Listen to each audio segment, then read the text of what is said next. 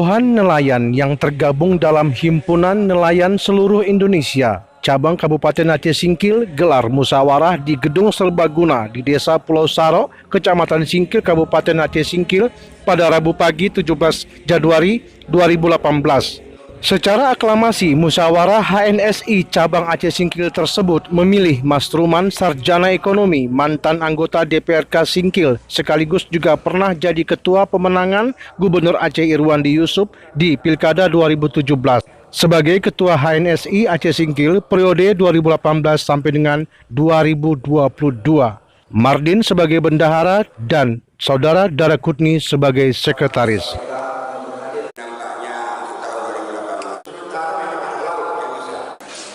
Terima kasih. Memang HNSI ini sudah ada sejak awal kabupaten berdiri. Namun mungkin kiprahnya,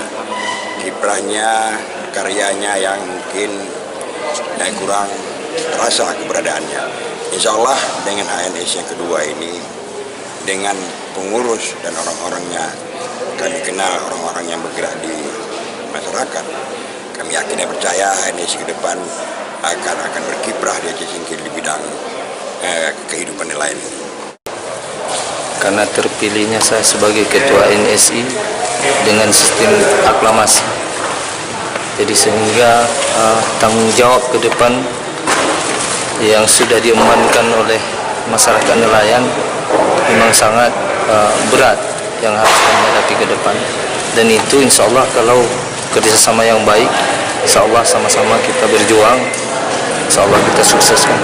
Kami di sini sangat bersyukur dan berterima kasih sekali atas kesediaan dari Bapak Mas Ruman terpilih sebagai Ketua HNSI Kabupaten Aceh Singkil, sebagai mitra, sebagai kawan, sebagai teman bersanding untuk barangkali dalam misi dan visi yang sama meningkatkan kesejahteraan masyarakat nelayan Aceh Singkil ke depan.